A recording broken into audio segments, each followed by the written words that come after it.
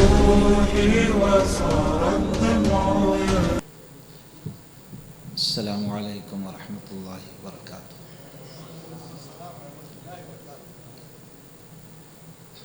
نحمده ونصلي على رسوله الكريم۔ فاعوذ باللہ من الشیطان الرجیم، بسم اللہ الرحمن الرحیم۔ وعظهم وقل لهم في أنفسهم قولا بلیغا وذكر فإن الذكرى تنفع المؤمنين ما كان للنبي والذين آمنوا أن يستغفروا للمشركين ولو كانوا أولي قربى من بعد ما تبين لهم أنهم أصحاب الجحيم رب اشرح لي صدري ويسر لي أمري واحلل عقدة من لساني يفقهوا قولي۔ اللہ نے اپنے فضل و کرم سے ہم لوگوں کو 21 رمضان کے ایام پورا کرنے کی توفیق دی ہے۔ ہم دعا کرتے ہیں کہ ان ایام میں اللہ کی رضا کے لیے جو بھی عمل کیا، جس حساب سے بھی، اللہ اس کو قبول فرمائے، اور جو کوتاہیاں، غلطیاں، خطائیں، معصیت، نافرمانیاں ہوئیں، اللہ اس کو درگزر کر دے۔ باقی جو ایام رہ گئے ہیں، اللہ اپنے فضل و کرم سے ان ایام میں وہ اعمال کرنے کی توفیق دے جس سے اللہ راضی ہو جائے اور ہم کو راضی کر دے۔ اللہ کے فضل سے آج 22واں رمضان ہے، شروع ہوا، اور نماز تراویح بھی پڑھ لی گئی ہے، اللہ قبول فرمائے۔ اور نماز تراویح میں 11ویں پارے کا آخر کا نصف حصہ پڑھا گیا۔ آج آپ لوگ بھی تھکے ہوئے دکھ رہے ہیں، اس مناسبت سے اسی 11ویں پارے کے جو آج اور کل میں پڑھے گئے پورے پارے، چند آیات آپ کے سامنے رکھوں گا جس میں کچھ عقیدے سے تعلق رکھتا ہے اور مسائل سے تعلق رکھتی ہیں باتیں۔ اختصار کے ساتھ رکھوں گا تاکہ آپ بیزار بھی نہ ہوں اور دماغ میں بھی وہ چیز رچ جائے اور بس جائے۔ ہم نے سورۃ التوبہ کی یہ مشہور آیت پڑھی، ما کان للنبی والذین آمنوا ان یستغفروا للمشرکین ولو کانوا اولی قربی۔ یہ آیتیں آپ دیکھیے سورۃ التوبہ کی، میں سمجھتا ہوں یہ 114، 15، 16 یہ آیت ہیں۔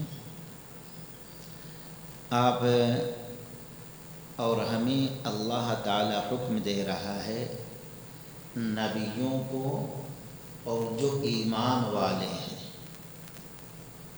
جب حق معلوم ہو جائے کسی شخص کے بارے میں یہ اللہ کے دشمن ہیں، تو ان کے مرنے کے بعد ان کے لیے مغفرت کی دعا نہ کریں۔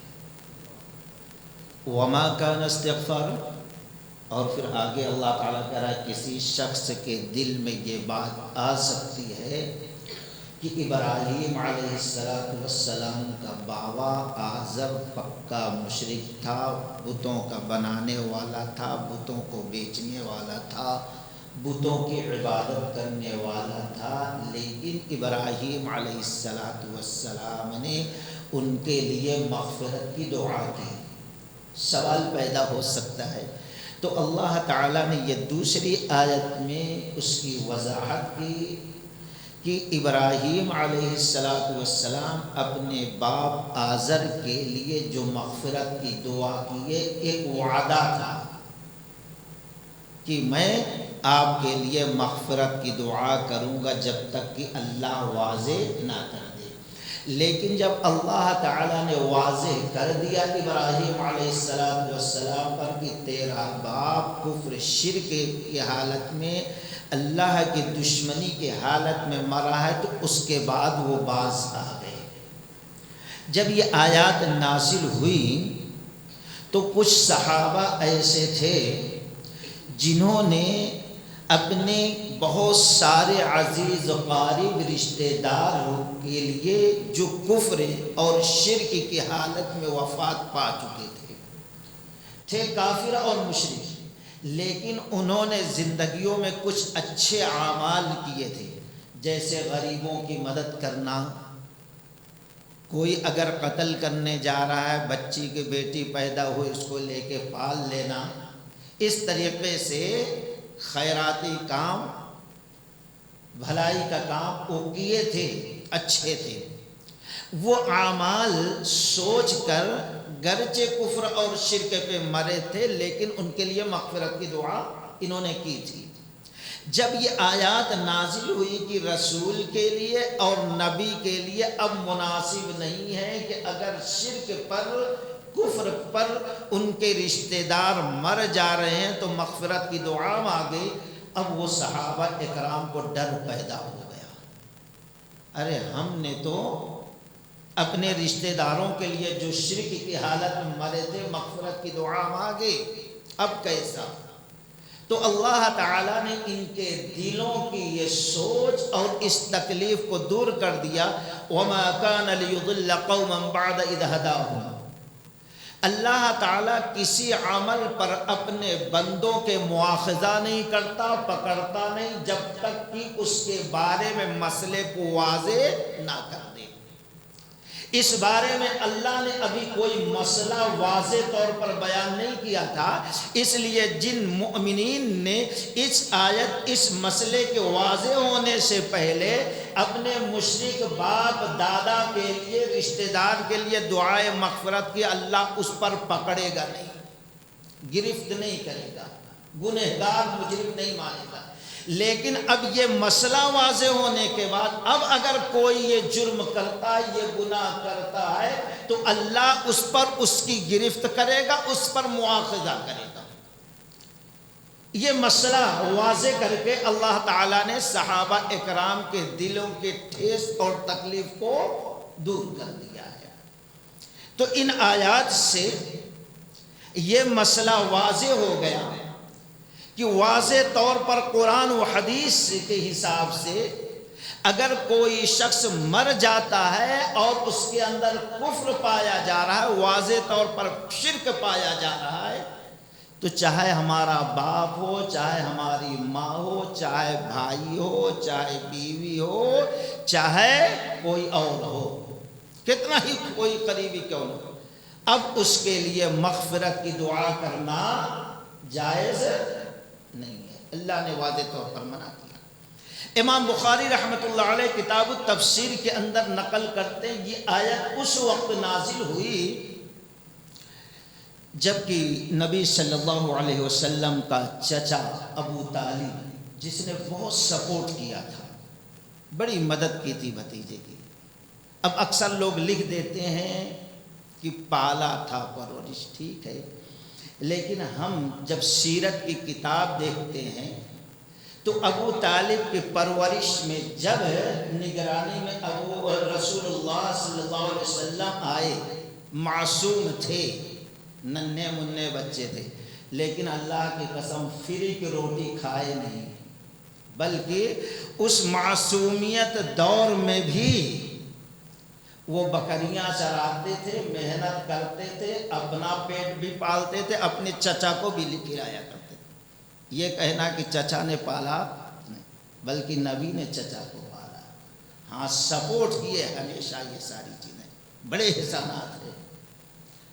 جب مکہ نے سوشل بائیکاٹ کر دیا تھا، 3 سال تک گھاٹی پہ، وادی میں یہ لوگ تھے، ایسے وقت میں جب کھانے پینے کی کوئی چیز نہیں تھی تو بڑی تکلیف کا وقت، کھانے پینے کی چیز نہیں، اللہ کی قسم 3 سال تک چمڑے کو بھگاتے تھے، چاٹتے تھے، چوستے رہتے تاکہ بھوک کی شدت مٹ جائے۔ کھانا نہ ہونے کی وجہ سے جو مائیں تھیں ان کا دودھ چھاتیوں میں سوکھ گیا تھا، معصوم بچے جو دودھ پینے کی عمر میں تھے، اب ان کو دودھ ماں سے نہیں مل رہا تھا۔ بھوک کے وجہ سے جب معصوم بچے روتے تھے، بلکتے تھے، چیختے تھے، تو پہاڑ کی اس طرف آبادی کے لوگ سنا کرتے تھے۔ ایسے وقت میں بھی ابو طالب نے اپنے لوگوں کا ساتھ چھوڑا، لیکن محمد الرسول اللہ صلی اللہ علیہ وسلم کا ساتھ نہیں چھوڑا۔ حد تو یہ، جب رات ہوتی، سونے کا وقت آتا، نبی صلی اللہ علیہ وسلم کی بستر رہتا، نبی کو لٹا دیتے، جب ایک دم اندھیرا چھا جاتا تو اللہ کے نبی صلی اللہ علیہ وسلم کو وہاں سے ابو طالب اٹھاتے، بھتیجے یہاں اٹھو۔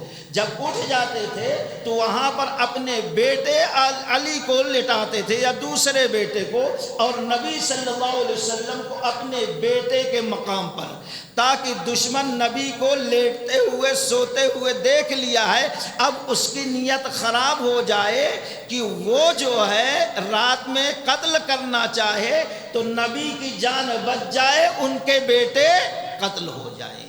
یہ ساری چیزیں تھی، قربانیاں تھی۔ ان قربانیوں کے وجہ سے، اے ساتھ جو دیا تھا چچا، اس وجہ سے جب ان کی زندگی کے آخری سانسیں چلنے لگیں تو پیارے نبی صلی اللہ علیہ وسلم بیٹھ جاتے ہیں، چچا جان لا الہ الا اللہ پڑھو۔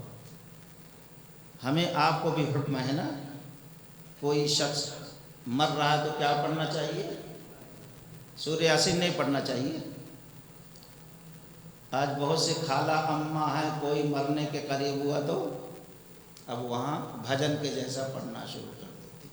یہ غلط ہے، ضعیف روایت ہے، صحیح حدیث ہے نہیں، سورہ یاسین نہیں پڑھنا، بلکہ اللہ کے نبی صلی اللہ علیہ وسلم نے فرمایا لقنوا موتاکم، جو شخص سکرات کے عالم میں ہو اس کو تلقین کرو، قل لا الہ الا اللہ، بار بار کہو بھائی لا الہ الا اللہ پڑھو، لا الہ الا اللہ پڑھو، لا الہ الا اللہ۔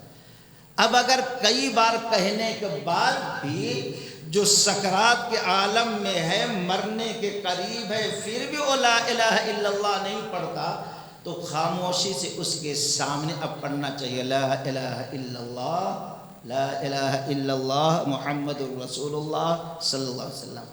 ہو سکتا ہے بار بار ہمارے پڑھنے کی وجہ سے اللہ اس کے دل کو نرم کر دے، موت کے وقت اس کے زبان سے لا الہ الا اللہ نکل جائے۔ تو اللہ کے نبی صلی اللہ علیہ وسلم اپنے چچا کو لا الہ الا اللہ پڑھو چچا، پڑھو چچا لا الہ الا اللہ نہیں، نبی اس طرف کہتے تھے، ادھر سے مکہ کے دو بدماش گنڈے بیٹھے ہوئے تھے، ابو جہل اور عبداللہ بن امیہ، وہ کہتے تھے اے ابو طالب کیا اس وقت تم اپنے باپ دادا کے دین کو چھوڑ دو گے، اپنے آپ کو ذلیل و رسوا کرو گے؟ اللہ کے نبی تلقین کرتے کلمے کی، یہ بدماش روکتی تھی، یہاں تک کہ اللہ کے نبی نے کہا چچا ایک مرتبہ پڑھ لو، دلیل بن جائے گی، حجت بن جائے گی، یہ دلیل پیش کر کے میں اللہ سے اجازت طلب کروں گا میدان محشر میں آپ کی شفاعت کی۔ اتنے شفقت سے، اتنے محبت سے سمجھا رہے ہیں، لیکن پھر یہ بدماش بولتے ہیں کیا اس وقت تم اپنے باپ عبد المطلب کو دین کو چھوڑ کے مرو گے؟ یہاں تک کہ ابو طالب کا آخری جو جملہ تھا وہ یہ تھا کہ میں عبد المطلب کے دین پر مر رہا ہوں، باپ دادا کے دین پر، یعنی کفر کی حالت میں اس کی موت ہوئی ہے۔ نبی کو بڑا غم ہوا، بڑی تکلیف ہوئی، آپ نے اس وقت کہا میں آپ کے لیے چچا اس وقت تک مغفرت کی دعا کرتا رہوں گا جب تک کہ اللہ منع نہ کر دے۔ گویا آپ کو یقین تھا کہ اللہ روکے گا ضرور، جب تک میں کرتے رہوں گا۔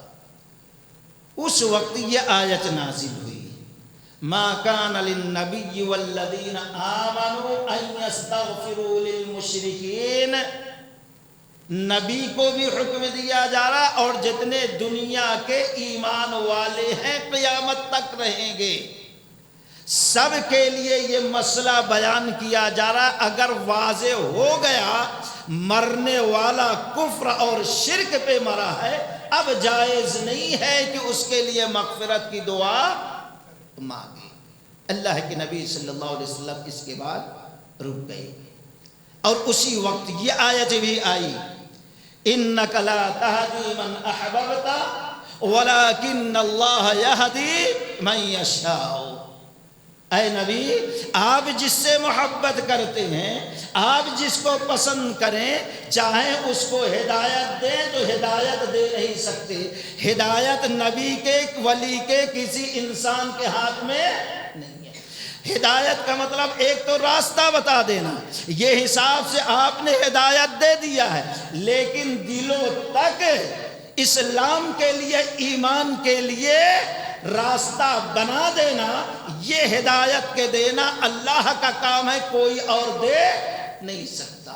نبی نے اپنا حق پورا کر دیا ہدایت کی راہ بتا کر، لیکن اب دلوں میں جو ایمان پہنچانا ہے وہ طاقت، وہ قوت صرف اللہ کی اور کسی کی نہیں. جب نبی جیسے ہستی اپنے محبوبوں کو ہدایت نہیں دے سکے تو دوسرے کا کیا، یا دوسرا کوئی کیا دے سکتا ہے. اللہ کے نبی اس کے بعد دعا نہیں کیے.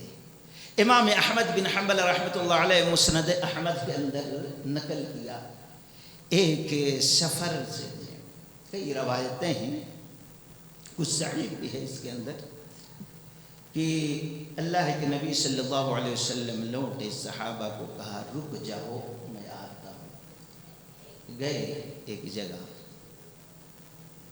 اور پھر رونے لگے زار و قطار. نبی کو روتا ہوا دیکھ کر صحابہ کا بھی دل بھر آیا. پوچھا صحابیوں نے اللہ کے نبی کیوں رو رہے ہیں؟ کہا میں نے اللہ تعالیٰ سے اجازت مانگا تھا اپنے ماں کی قبر پر جانے کی، تو اللہ نے اجازت دے دی ہے. میں نے ماں کے قبر کی زیارت کر دی. چھوٹے تھے، معصوم تھے، ماں کا انتقال ہو گیا تھا، آج ادھر قریب سے گزر رہے ہیں، ماں یاد آئی، دل بھرایا.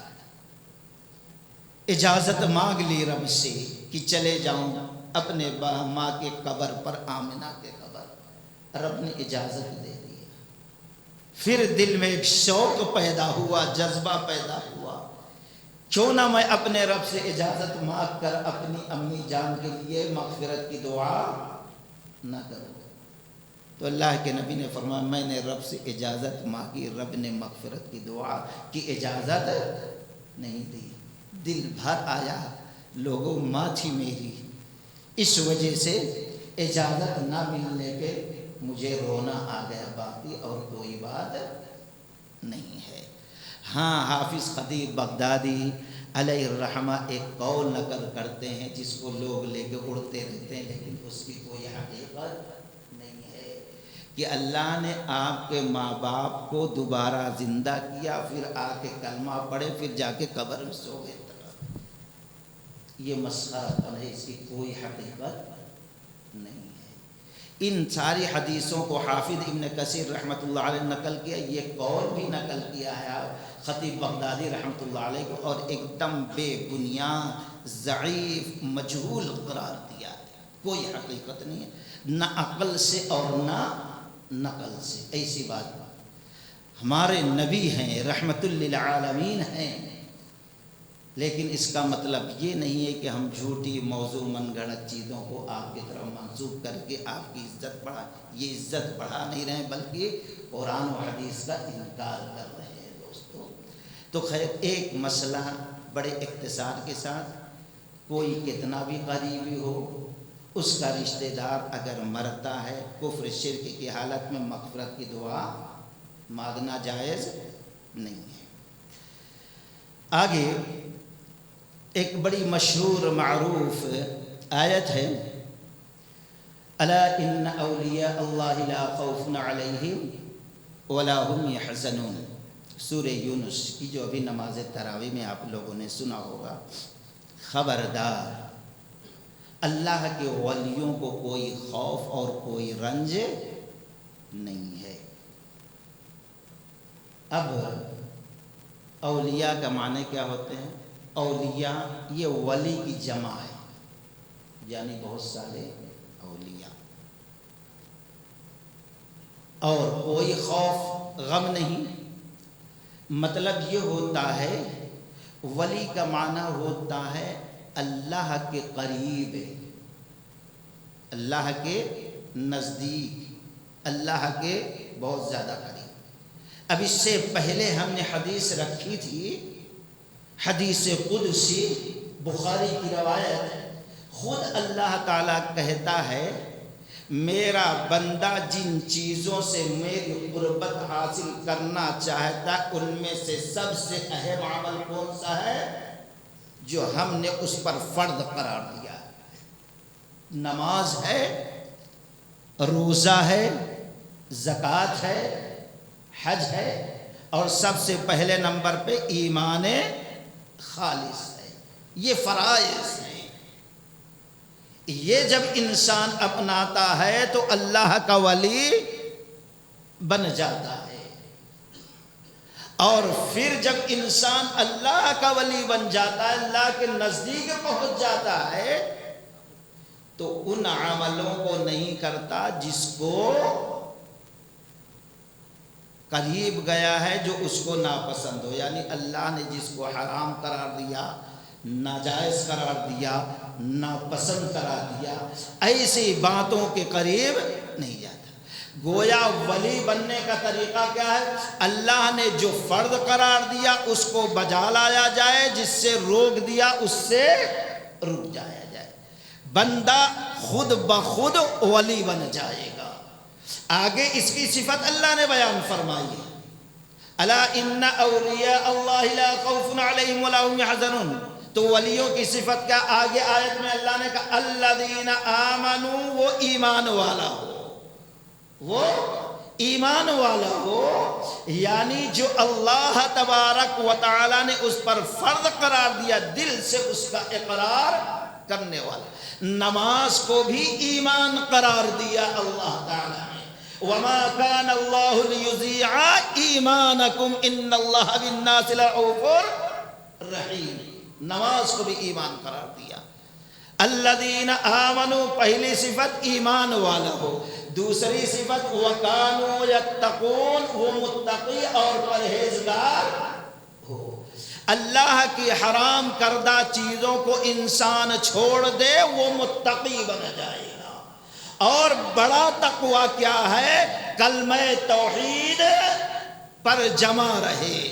اور تقوی کیا ہے؟ نبی صلی اللہ علیہ وسلم کی اطاعت میں، پیروی میں ہر عمل کرے. یہ تقوی کی علامت ہے. امام احمد بن حنبل رحمت اللہ علیہ مسند احمد کے اندر نقل کرتے ہیں کہ جب معاذ بن جبل رضی اللہ تعالی عنہ کو رسول اللہ صلی اللہ علیہ وسلم یمن بھیج رہے تھے، یہ تیار ہو گئے جانے کے لیے. آئے صبح، اللہ کے نبی صلی اللہ علیہ وسلم پوری تیاری کر رہا ہوں، اب نکلنے جا رہا ہوں، میں سوچا آپ سے ملاقات کروں. اب آپ کا اخلاق دیکھو دوستو، اخلاق دیکھو، اور اس اخلاق کو اپنانے کی ضرورت ہے اپنی زندگی میں. کہا ٹھیک ہے معاذ جا رہے، چلو. کہا آپ بیٹھیں، کہا نہیں چلو. اللہ کے نبی صلی اللہ علیہ وسلم نکلے، سواری کے پاس آئے، سواری کی مہار کو پکڑا معاذ جبل رضی اللہ عنہ. اللہ کے نبی صلی اللہ علیہ وسلم نے فرمایا معاذ یہ مہار، یہ نکیل مجھے دے دیا. کہا اب تم سوار ہو جاؤ سواری پہ. کہا اللہ کے نبی نہیں آپ جائیے، میں چلے جاؤں گا. اللہ کے نبی نے کہا سوار ہو. تیار نہیں ہو رہے. پیر کے شان میں گستاخی ہوگی، ادب کے خلاف ہے. نبی کہہ رہا ہے اپنے مرید کو، اپنے صحابی کو تم سواری پہ جاؤ اور خود اونٹ کی نکیل مہار رسی پکڑ کے ٹھہرا ہے، اللہ اکبر۔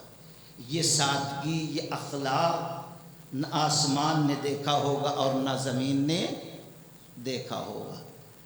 آج جو اپنے آپ کو ولی کہتے ہیں، بتاؤ انہوں نے اپنی زندگی میں کبھی ایسا سوچا؟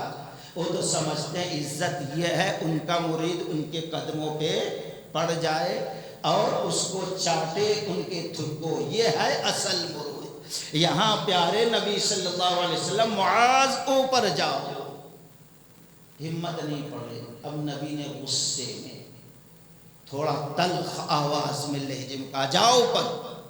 نہ چاہتے ہوئے معاذ رضی اللہ تعالیٰ عنہ اونٹ پر سوار ہو گئے۔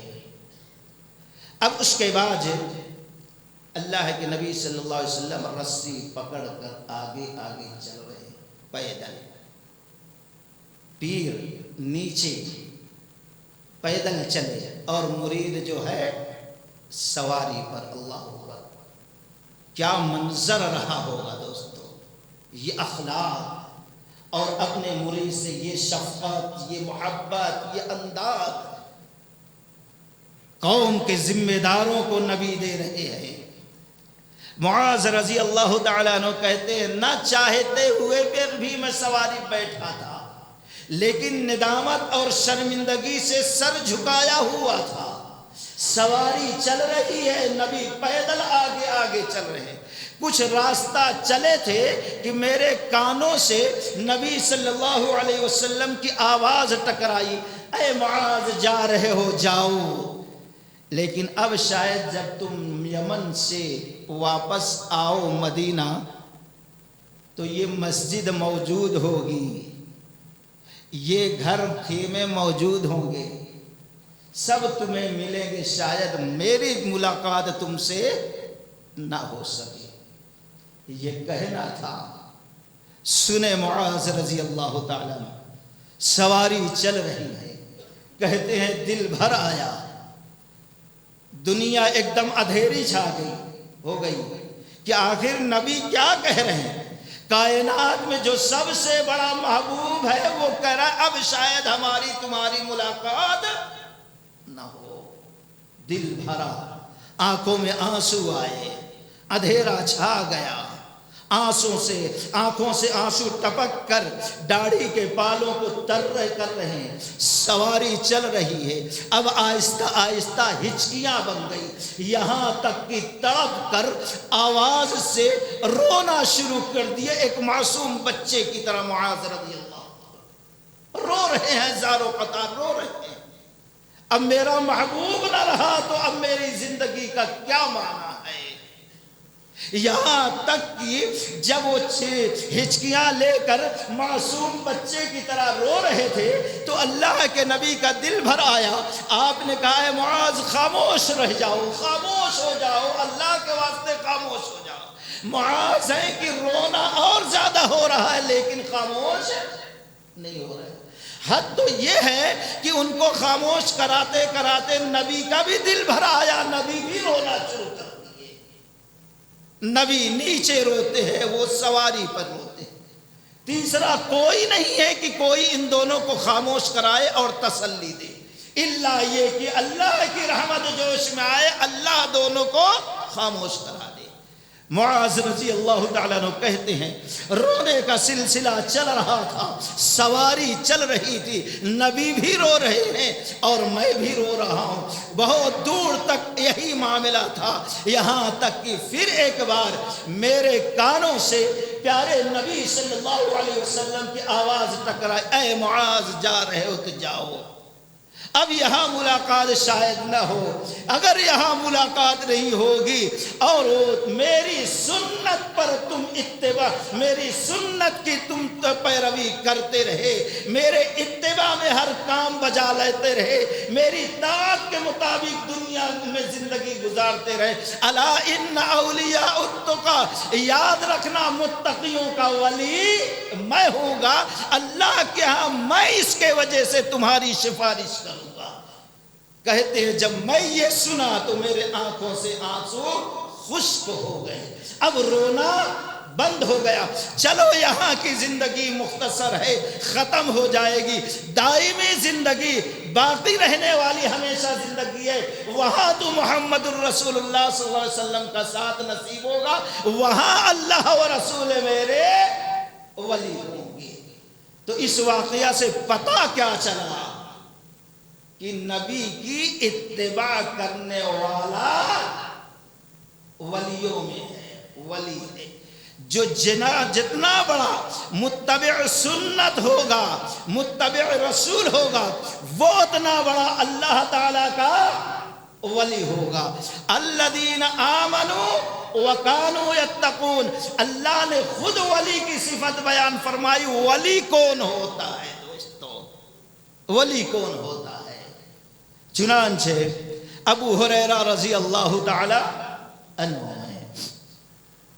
اور ابو موسیٰ اشعری رضی اللہ تعالی عنہ، ان دونوں سے روایت ہے کہ اللہ کے نبی صلی اللہ علیہ وسلم نے فرمایا قیامت قائم ہوگی، کچھ لوگ ایسے ہوں گے جو نور کے منبر پہ ہوں گے، تخت پہ ٹیک لگائے شان و شوکت سے بیٹھے ہوں گے، ان کے اس مقام کو دیکھ کر رسول اور شہداء بھی، انبیاء بھی رشک کرتے ہوں گے، جلن حسد نہیں بلکہ رشک کرتے ہوں گے، خوشی ہوتی ہوگی یہ ہمارے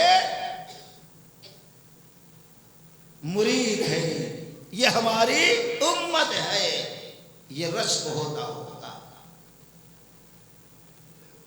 پوچھا صحابہ اکرام نے یہ کون ہوں گے کہ منبر، نور کے منبر پہ ہوں گے جن کو دیکھ کر انبیاء اور رسول شہداء بھی رشک کریں گے؟ تو اللہ کے نبی صلی اللہ علیہ وسلم نے فرمایا یہ میرے امت کے وہ لوگ ہوں گے کہ دوسرے مسلمان بھائی سے دنیاوی کوئی رشتہ نہیں، کوئی مال کا تعلق نہیں، کوئی کاروبار کا تعلق نہیں، بس ایمان کا رشتہ ان کا ہوگا۔ ایمان کے رشتے میں ایک دوسرے سے محبت کریں گے، ایمان کے رشتے میں ایک دوسرے سے ملاقات کریں گے، ایمان کے رشتے میں ایک جگہ جمع ہوں گے، ایمان کے رشتے کی وجہ سے یہ قرآن و حدیث کا ذکر کریں گے اور جدا ہوں گے۔ یہ ہے اللہ کے ولی۔ یہاں پر گویا مومن ایمان کے وجہ سے کسی مومن سے محبت کرتا ہے تو وہ اللہ کا ولی ہو جاتا، اللہ کا قریبی بن جاتا ہے۔ آج ہم نے کیا سمجھ لیا؟ گویا جتنے ایمان والے ہیں سب اللہ کے ولی ہیں، اور وہ اتنا ہی بڑا ولی ہے جتنا بڑا شریعت کا پابند ہوگا، سنت کا پابند ہوگا۔ اللہ تعالیٰ نے سورہ مائدہ کے اندر انما ولیکم اللہ ورسولہ والذین آمنوا یقیموا الصلاة ویؤتوا الزکاة وارکعوا مع الراکعین، جو نماز پڑھتے ہیں، زکوٰۃ ادا کرتے ہیں اور رکوع کرتے ہیں، یہ ہیں ولی، اللہ ان کا ولی، یہ اللہ کے ولی ہیں۔ یہ ولیوں کی صفت خود قرآن میں اللہ نے بیان کیا، لیکن آج کس کو؟ جس کو دیکھا نہیں، جس کو سنا نہیں، کہانیاں سنی، فلاں صاحب تھے، فلاں صاحب تھے، وہ بیٹھتے تھے، آ کر یہاں شیر اپنے دم سے جھاڑو مارتا تھا، ان کے قبر پہ صفائی کرتا تھا، فلاں کے جو اس طریقے سے کہانیاں اور ایسے جھوٹے موٹے واقعات بیان کر کے اب وہاں پر شرک بدعات خرافات کا اڈا لگ جاتا ہے۔ کیا ثبوت ہے؟ قرآن و حدیث کے یہ ساری چیزیں خلاف ہے، کیسے وہ اللہ کے ولی ہو سکتے ہیں؟ اللہ کے نبی نے تو اپنی زندگی میں دعائیں کی تھی، اللہ میری قبر کو عبادت گاہ نہ بنانا، لیکن آج جس کی قبروں کو پتہ نہیں وہاں کوئی دفن ہے یا دفن نہیں اس کو، اور بیٹھنے والے اکثر مسلمان بھی نہیں، گنجیٹی رہتے ہیں داڑھی چھوڑ کر، ہم ان کو ولی سمجھتے ہیں۔ کیوں؟ ہم قرآن و حدیث سے ایک دم دور ہو چکے ہیں دوستو۔ اور یہ بھی یاد رہے سب سے پہلے نمبر پہ جو اللہ کے ولی ہیں وہ کون لوگ ہیں؟ کون سی جماعت؟ انبیاء و رسول ہیں۔ دوسرے نمبر پہ صحابہ اکرام ہیں۔ تیسرے نمبر پہ جو جتنا احکام الہی کا پابند ہوگا اور گناہوں سے رکنے والا ہوگا وہ اتنا بڑا اللہ کا ولی ہوگا۔ لیکن آج ہم نے کیا سمجھ لیا ہے بھائی، کرامات ظاہر ہونا یہ اللہ، بھائی ولیوں کے سامنے عادت کے خلاف جو چیز عقل شعور میں نہ آئے، کوئی ظاہر ہوئی تو معجزہ، اس پر نبیوں کا کوئی ہاتھ نہیں تھا، کوئی قوت نہیں تھی۔ حضرت صالح علیہ السلام مانگتے رہے، جب قوم نے پوچھا فوراً نہیں ہو گیا، رب کے سامنے ہاتھ پھیلایا، پھر جب رب العالمین نے ان کے دعا کو شرف قبولیت عطا کری تو لوگ موجود تھے پوری بستی والے، اور حاملہ اٹھنی پہاڑ سے یہ عقل قبول، یہ اللہ کے ہاتھ سے، ان کے ہاتھ میں نہیں تھا۔ تو اللہ کی مشیت سے یہ چیزیں ہوتی ہیں۔ ایسے ہی کرامت کا مسئلہ ہے، برحق ہے، لیکن کسی ولی، کسی نبی، کسی پیر، کسی صحابی، کسی مولوی کے ہاتھ میں نہیں ہے کہ جب چاہیں کرامت ظاہر ہو جائے۔ نبی بھوکے ہیں غزوہ خندق میں، لوگوں نے دیکھا جب سبل مارا ہے پتھر پر، کپڑا ہٹا تو بھوک برداشت نہیں ہو رہی تھی، 2 پتھر کو باندھ لیا تھا، وہاں کچھ بھی نہیں، آپ بھوکے، آپ کے صحابہ بھوکے ہیں، لیکن اللہ تعالیٰ نے کچھ دیر کے بعد ایک چھوٹا سا بکرا جو ہے 3000 لوگوں کے لیے کافی ہو گئے، یہ اللہ کی شان ہے۔ اسی طریقے سے صحابی کا مسئلہ، دوسرے ولی کرامت کا مسئلہ، یہ بھی اللہ کی مشیت پہ ہوتا، کسی انسان کے چاہت پہ نہیں ہوتا۔ امام احمد بن حنبل رحمۃ اللہ علیہ مسند احمد کے اندر حافظ الحدیث ابو ہریرہ رضی اللہ تعالیٰ عنہ سے روایت کرتے ہیں کہ ایک صحابی رسول تھے، روز کمانا روز کھانا، بس یہی معاملہ تھا، روز کماتے روز لاتے، راشن ختم ہو جاتا۔ ایک دن گئے، کچھ کام نہیں ملا، گویا راشن بھی نہیں ہے، چولہا نہیں جلا۔ دوسرے دن گئے، کچھ کام نہیں ملا، راشن بھی نہیں ملا۔ تیسرے دن بھی کچھ کام نہیں، کام مل ہی نہیں رہا۔ 3 دن سے فاقہ ہے، گھر کے اندر چولہا نہیں جل رہا ہے، کام نہیں مل رہا ہے، برداشت نہیں ہو سکا، گھر سے باہر نکل گئے۔ ادھر بیوی بھی بڑی فرما بردار تھی، اللہ والی تھی، اللہ سب کو ایسی بیویاں عطا فرمائے۔ گھر سے باہر نہیں بھاگ گئی، شکوہ شکایت نہیں کرنے لگی، ہاتھ نہیں پھیلانے لگی، وضو کیا، اللہ کی ذات پر ایمان کیا ہوتا ہے، توکل کیسا ہوتا ہے، اعتماد کیسا ہوتا ہے، بھروسہ کیسا ہوتا ہے۔ دوستو، چکی کی 2 کٹ پہلے جو اس طرح رکھ دی، وضو کیا، مصلی بچھایا، نماز پڑھی، ہاتھ کو پھیلایا، اللہم ارزقنا، اے اللہ ہمیں رزق عطا کر دے، اللہم ارزقنا۔ صحابیہ خاتون دعا کر رہی، اے اللہ ہمیں رزق عطا فرما دے۔ کئی دن ہو گیا چولہا نہیں جلا، کئی دن گزر گئے ہیں، پیٹ کے اندر اناج کا ایک دانہ نہیں گیا، اللہم ارزقنا، اے اللہ۔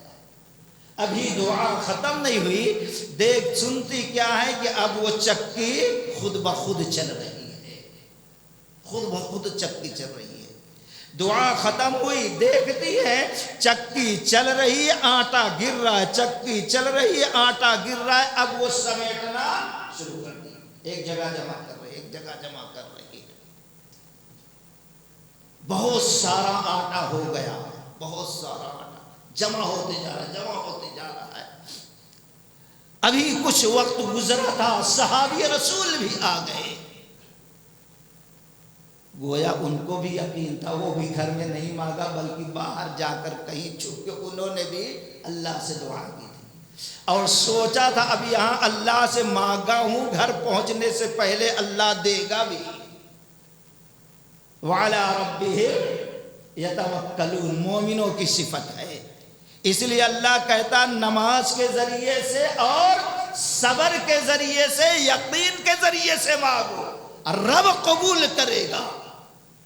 یہ اللہ کے ولی تھے دوستو۔ ابھی گھر میں داخل نہیں ہوئے، بیوی محترمہ سے پوچھا اللہ نے کچھ دیا کہ نہیں دیا؟ کتنا یقین تھا، وہ بھی مانگ کے آ رہے۔ کہا دیا نہیں بلکہ دیتے ہی جا رہا ہے، دیتے ہی جا رہا ہے، ذرا دیکھو تو۔ دیکھے دل باغ باغ ہو گیا، منظر دیکھے اللہ کی کرامت جو دکھائی تھی ان کو۔ چل رہی ہے چکی، آٹا گر رہا ہے، آٹا گر رہا ہے، آٹا گر رہا ہے، بہت سارا آٹا ہو گیا۔ اب انسان بڑا جلد باز پیدا ہوا ہے، بڑا جلد باز، بڑا بے صبر، بہت دیر تک جمع کیا، اتنا سارا ہو گیا، کہا آخر آٹا آ کہاں سے رہا ہے، دیکھیں گے تو ادھر ادھر جھانکے کچھ نہیں۔ اب چکی کا پٹ اٹھا دیے، کچھ نہیں دکھائی دے رہا، اب پھر رکھ دیے، گھما رہے ہیں تو کچھ بھی نہیں آ رہا۔ خیر روٹی وغیرہ پکی، اور پھر اس کے بعد اللہ کے نبی کے سامنے پہنچ گئے، پورا ذکر کیے۔ اللہ کے نبی نے فرمایا افسوس، کاش کہ تم وہ چکی کا پٹ اٹھا کر اللہ کی رحمت کو دیکھنے کی کوشش نہ کرتے تو اللہ کی قسم وہ چکی ہمیشہ چلتی رہتی، لوگ اس سے فائدہ اٹھاتے رہتے۔ یہ ہے کرامات۔ ہم کرامات کا انکار نہیں کرتے، لیکن اتنا کہتے ہیں کرامات ہے، لیکن یہ کسی ولی کے ہاتھ قدرت کی بات نہیں، اللہ جب چاہتا ہے دکھاتا ہے۔ اگر کسی کے کرامت نہیں ملی کسی مومن کے تو اس کا مطلب یہ نہیں ہے کہ ولی نہیں۔ اللہ خود کہتا ہے جتنے ایمان والے ہیں سب اللہ کے ولی ہیں۔ ان الذين آمنوا والذين هادوا والنصارى والسابئين من آمن بالله واليوم الآخر وعمل صالحا فلهم أجرهم عند ربهم ولا خوف عليهم ولا هم يحزنون۔ بے شک جو ایمان لائے، یہودی ہو، نصارہ ہو، سابی ہو، مجوسی ہو، غیر مسلم ہو، کافر ہو، کوئی بھی ہو، اگر وہ ایمان لاتا ہے اللہ پر، آخرت پر، اور عمل صالح کرتا ہے تو اس کے رب کے پاس اس کا اجر ثابت ہو گیا۔ وَلَا خَوْفٌ عَلَيْهِمْ وَلَا هُمْ يَحْزَنُونَ۔ اب جو ولیوں کے لیے اللہ نے کہا وَلَا خَوْفٌ عَلَيْهِمْ وَلَا هُمْ يَحْزَنُونَ، تمام ایمان والوں کے لیے بھی وہی کہتا جو ایمان لایا اللہ پر، آخرت پر، اور عمل صالح کیا، فَلَهُمْ أَجْرُهُمْ عِنْدَ رَبِّهِمْ، ان کے رب کے پاس ان کے لیے بے انتہا اجر ہے، جنت اور جنت کی نعمتوں کی شکل میں۔ وَلَا خَوْفٌ عَلَيْهِمْ وَلَا هُمْ يَحْزَنُونَ، ان ایمان والے عمل صالح کرنے والوں کے لیے کوئی خوف اور کوئی غم نہیں ہوگا۔ واضح اللہ نے کر دیا، تمام ایمان والے ولی ہیں۔ الذین آمنوا وکانوا، جو ہمارے سوچنے کا آج ولی کا طریقہ ہے وہ خلاف شرع، اللہ نے بتا دیا کو ولی ہے۔ اللہ عقائد کی اصلاح فرمائے دوستو۔ اور اسی طریقے سے ایک آیت اللہ تبارک و تعالی فرمائے وَلَا تَدْعُ مِن دُونِ اللَّهِ مَا لَا يَنْفَعُكَ وَلَا يَضُرُّكَ فَإِنْ فَعَلْتَ فَإِنَّكَ إِذًا مِنَ الظَّالِمِينَ وَإِنْ يَمْسَسْكَ اللَّهُ بِضُرٍّ فَلَا كَاشِفَ لَهُ إِلَّا هُوَ وَإِنْ يُرِدْكَ بِخَيْرٍ فَلَا رَادَّ لِفَضْلِهِ يُصِيبُ بِمَن يَشَاءُ مِنْ عِبَادِهِ۔ اللہ تبارک و تعالی نے فرمایا وَلَا تَدْعُ مِن دُونِ اللَّهِ، اور نہ دعائیں مانگو، نہ عبادت کرو، نہ پکارو من دون اللہ، اللہ کے علاوہ کسی کو۔ ولا ينفعك، وہ نہ تمہیں نفع دے سکتے ہیں اور نہ نقصان، یعنی اللہ کے علاوہ جن کی عبادت کرتے ہو، جن کو تم بلاتے ہو، جن کو پکارتے ہو، جس سے دعائیں مانگتے ہو، جس کے نام پہ نذر و نیاز کرتے ہو، جس کے نام پہ چڑھاوے چڑھاتے ہو، جس کے قبروں کے تم طواف کرتے ہو، اور جن کے سامنے تمہارا ہاتھ پھیلتا ہے، وہ نہ نفع پہنچا سکتے اور نہ نقصان پہنچا سکتے ہیں۔ اب بھی اگر اللہ کرا تم باز نہیں آئے فَإِن فَعَلْتَ فَإِنَّكَ إِذًا مِّنَ الظَّالِمِينَ، ایسا کرو گے تو تمہارا شمار ظالموں میں سے ہو جائے گا. تم ایمان والے نہیں ہوگے، ظالم ہو جاؤ گے، مشرک ہو جاؤ گے. پھر آگے اللہ دوسری آیت میں وَإِن يَمْسَسْكَ اللَّهُ بِضُرٍّ فَلَا كَاشِفَ لَهُ إِلَّا هُوَ وَإِن يُرِدْكَ بِخَيْرٍ فَلَا رَادَّ لِفَضْلِهِ. بتاؤ تو ذرا، اللہ اگر نقصان پہنچانے پہ آئے تو اس نقصان سے، اس بیماری سے، اس تکلیف سے، اس عذاب سے، اس مصیبت سے، اس رنج سے، اس غم سے تمہیں کون بچا سکتا ہے؟ کون ہے اللہ کے علاوہ؟ بیماری اللہ دے دے، دنیا بھر کے سارے ڈاکٹر مل جائیں تو کوئی بیماری سے شفا نہیں دے سکتا اگر اللہ نہ چاہے تو. کسی جھاڑ پھونک والے کے سامنے چلے جاؤ، اللہ اگر شفا نہیں دینا چاہتا تو کوئی جھاڑ پھونک کرنے والا، تعویذ دینے والا تمہیں شفا نہیں دیتا. اللہ، مگر وہی، یعنی دے گا تو اللہ ہی دے گا. انسان منہ کے اندر جب دوا بھی ڈالتا ہے، ایک ذریعہ ہے، لیکن وہ دوا بھی اندر داخل ہوتی ہے تو داخل ہونے کے بعد اللہ سے اجازت مانگتے، اللہ تیری اجازت ہو، تیرا حکم ہو تو شفا کا ذریعہ بنوں، نہیں تو خاموش بیٹھ جاؤں یا کہ ریئیکشن کا ذریعہ بن جاؤں. یہ اللہ تعالیٰ کی جانب سے ہے. ابھی کچھ سال پہلے آپ لوگوں نے پڑھا ہوگا کہ ایک ڈاکٹر کے پاس کئی آتے رہتے، دو خاتون آئے، تقریباً دونوں کے عمر ایک جیسے، 35، 36، 37 کے بیچ میں. دونوں کو ایک ہی بیماری ہے، دونوں کو ایک ہی بیماری ہے. اب ڈاکٹر علاج کرنا شروع کیا، ایک کو مکمل شفا، دوسرے کو کوئی فرق. ڈاکٹر پریشان ہو گیا، تقریباً دونوں کی عمر ایک ہی ہے، دونوں کو ایک ہی بیماری ہے، ایک کو میری دوا نے اثر کیا اور دوسرے کو اثر، وہ کافر بھی ہے، غیر مسلم بھی ہے، تو آخر میں اوپر نگاہ اٹھاتا ہے، میرے ہاتھ میں کچھ نہیں ہے، میں اپنے تجربے کے حساب سے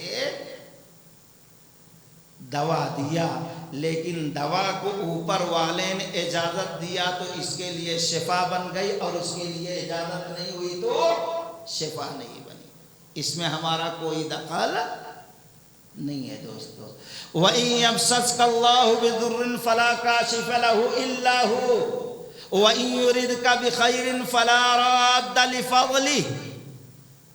اور اللہ تعالیٰ اگر کسی کو خیر، بھلائی، فائدہ، نفع، خوشی پہنچانا چاہے تو کوئی کتنا بھی روکے روک سکتا نہیں. یصیب وہی من یشاء، اللہ جس کو چاہتا اپنے بندوں میں سے دیتا، جسے چاہتا ہے نہیں دیتا ہے. یہ اللہ کی شان ہے دوستو، اس لیے اللہ ہی کے سامنے ہاتھ پھیلانا چاہیے. دوسرے کے سامنے پھیلائے تو اللہ کہتا اگر مانو گے نہیں تو ظالم تم ہو جاؤ گے دوستو. اور 11ویں پارے کی آخری آیت، الا انہم یثنون صدورہم لیستخفوا منہ الا حین یستغشون ثیابہم یعلم ما یسرون وما یعلنون انہ علیم بذات الصدور. الا انہم یثنون صدورہم، خبردار، خوب اچھی طریقے سے جان لو، تمہارا سینوں کا دہر دینا یہ بھی اللہ کے علم میں ہے جو تم چھپاتے ہو. اور جب کپڑا اوڑھ لیتے ہو تو جو چھپاتے ہو، ظاہر کرتے ہو، اللہ وہ بھی جانتا. انہ علیم بذات الصدور، کیونکہ اللہ دل کے تہ میں جو تمہارے وسوسہ پیدا ہوتا ہے، سوچ پیدا ہوتی ہے، اس کو بھی جانتا ہے.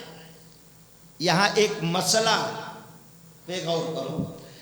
کچھ صحابی ایسے تھے بڑے شرم و حیا والے تھے، وہ ضرورت کو بھی بیٹھتے تھے، سوچتے تھے اوپر والا نہ دیکھ لے، دوسروں سے تو شرم، لیکن اس لیے ایک دم ایسے زمین سے لگتے تھے، یہ ایک دم اور بیوی سے بھی ملتے، میاں بیوی تو ایک دم سینے کو ایسا موڑ دیتے کچھ کہیں اوپر والا دے گئے، اتنی حیا شرم بہتر چیز ہے، لیکن غلو کر لینا یہ بھی بہت زیادہ اوور ہے۔ اور جب اندر بھی ملتے تو ایسا کپڑا سے ڈھانک لیتے کہ اوپر والا نہ دے۔ اللہ نے کہا یہ کیا نمونہ کر رہے، اللہ کے علم میں سب کچھ ہے۔ اب یہاں سوچو، آج بہت سے بھائی ہیں، بھائی عورتیں جو ہیں نماز بھی پڑھیں تو مرد یہاں، لیکن عورت کیوں؟ اب اللہ سے چھپانا ہے، اور وقت میں نہیں چھپاتے، خالی نمازی میں چھپانا، یہ بھی حد سے زیادہ بولو۔ جبکہ حدیثوں کو دیکھو، اللہ کی قسم پوری حدیثوں کا خزانہ، شریعت کا خزانہ، مرد اور عورت کی نماز میں کوئی فرق نہیں۔ اب یہاں دماغ عورتوں کے یہ چھپانا اللہ سے کیا بات ہے، اللہ کو نہیں معلوم ہے، یہ آیت میں اللہ جواب دے رہا ہے۔ اور دوسرے رکوع سجدہ ایسے ایک دم چپک کے کچھ حصہ، کیوں؟ اللہ دیکھ رہا ہے۔ ابھی کل بھائی پرسوں پوچھ رہے تھے، بھائی ہم خالی چڈی نہ پہنے، خالی لنگی پہن کے نماز پڑھیں تو نماز ہوگی کہ نہیں؟ کیوں؟ نیچے زمین دیکھ رہی۔ کئی سال پہلے بامبے میں ایک بھائی لوگوں کے بہت بڑی کانفرنس ہوئی، وہاں بھی ان عورتوں کی نماز نہیں جو اندر چڈی وغیرہ، کیوں؟ زمین دیکھتی۔ کیا مسخرہ ہے یار شریعت کے ساتھ، کہیں ایسی چیز ہے؟ تو اب رکوع سجدہ اس طریقے سمیٹ کے جسم کے پورا حصہ اس طریقے سے، تو صحابہ کرام بھی اس طریقے سے نمونے کرتے تھے۔ اللہ نے روک دیا، یہ جو سینے کو تم دھوڑ دیتے ہو، جو زمین سے چپک جاتے کپڑے، یہ سب ٹھیک ہے شرم حیا، لیکن ایک حد تک تم چھپاؤ نہ چھپاؤ سب اللہ دیکھ رہا ہے تمہارے دلوں کی بات کو۔ اس لیے حیا اور شرم کے نام پہ طریقے نبی کو بدل دینا یہ بہت بڑا گناہ اور جرم ہے دوستو۔ اللہ قیامت کے دن پوچھے گا، یہ بتاؤ میرا نبی حیا والا تھا کہ نہیں؟ میرے نبی کی بیویاں باغیرت تھی، باحیا تھی کہ نہیں؟ اور دوسری صحابیات حیا والی تھی کہ نہیں تھی؟ انہوں نے میرے نبی کے طریقے کو اپنایا، اپنا دماغ استعمال نہیں کیا۔ تم نے حیا کے نام پر یہ بدعت نبی کی مخالفت کرنا کیسے گوارا کر لیا؟ تو بتاؤ اس وقت کیا جواب رہے گا دوستو؟ اللہ تعالیٰ ایسے لوگوں کی اصلاح کے لیے کہہ رہا ہے، الا انہم یثنون صدورہم لیستخفوا منہ الا حین یستغشون ثیابہم یعلم ما یسرون وما یعلنون انہ علیم بذات الصدور۔ ہماری حیا اور شرم غیرت وہی ہے جو نبی علیہ السلام نے ہمیں سکھا دیا اور ہمیں بتا دیا۔ اللہ تعالیٰ سے دعا ہے کہ اللہ تعالیٰ ہم تمام لوگوں کو صحیح معنوں میں قرآن و حدیث کی تعلیم حاصل کرنے، اس پر غور و فکر کرنے، غور فکر کر کے اس کے مطابق اپنے عقیدے کی اصلاح کرنے، اس کے مطابق عمل کرنے کی توفیق رفیق عطا فرمائے۔ سبحانک اللہم و بحمدک اشہد ان لا الہ الا انت استغفرک و اتوب الیک۔ السلام علیکم و رحمۃ اللہ وبرکاتہ۔